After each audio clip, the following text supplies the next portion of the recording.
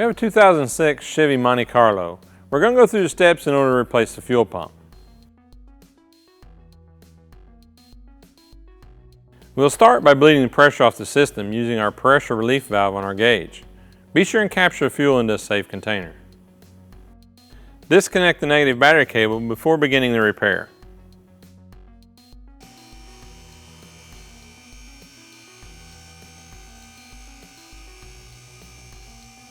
At the rear of the tank, you'll disconnect the fuel filler hose. In order to gain access to this, you'll have to place your hand up through the cross member. Using a pry bar will ease the removal of the hose. At the left rear of the tank, disconnect the fuel vapor hose. At the right rear of the tank, disconnect the electrical connection. Remove the 4 rivets holding the tank shield in place. Slightly pull on the center pin to release.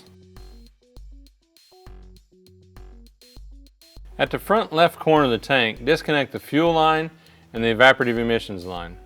Be sure and capture any residual fuel into a safe container. At the right rear of the tank, disconnect the carbon canister vent line.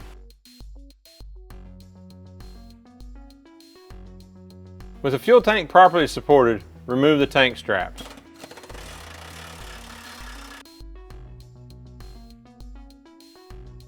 Remove the tank from under the vehicle. It's recommended to clean the outside of the tank before we remove the old module assembly.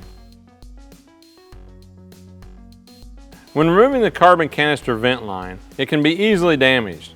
It's best to remove it from the carbon canister and then from the module assembly. Disconnect the fuel line, disconnect the vent line, remove the electrical connectors. Remove the locking ring with a non-ferrous brass punch by turning it counterclockwise. You will need to inspect the locking ring to make sure it's not damaged in any way that would hinder the reinstallation.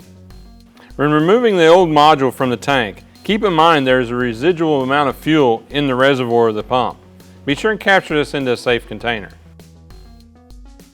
At this point, we need to drain the remaining fuel into a safe container and then clean the inside of the tank.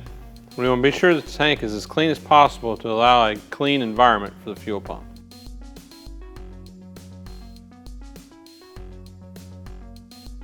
Now that we've thoroughly cleaned the inside of the tank, we'll install the new Airtex module assembly. As we lower the module assembly into the tank, make sure that the locating tab is oriented properly so that the fuel lines are pointing towards the carbon canister.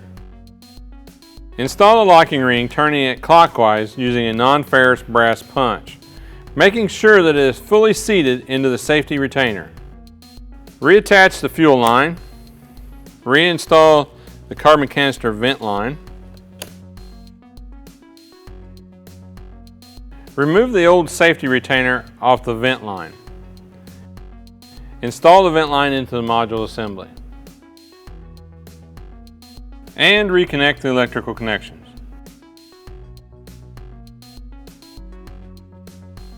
As you raise the tank into position, pay close attention to the brake lines on the left-hand side to keep from kinking them as you raise it in.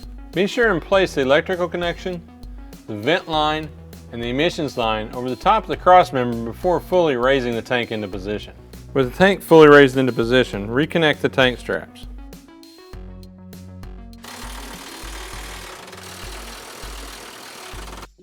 At the rear of the tank, reconnect the electrical connection, the vent line, and the emissions line, and reconnect the fuel filler hose. At the front of the tank, reconnect the fuel line and the emissions line. Reinstall the tank shield into position.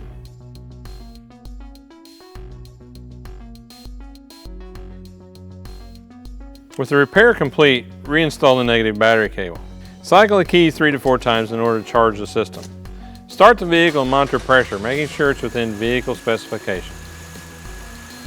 Now before we remove our pressure gauge, we'll shut the vehicle off and bleed the pressure using our pressure gauge, making sure to capture any fuel into a safe container.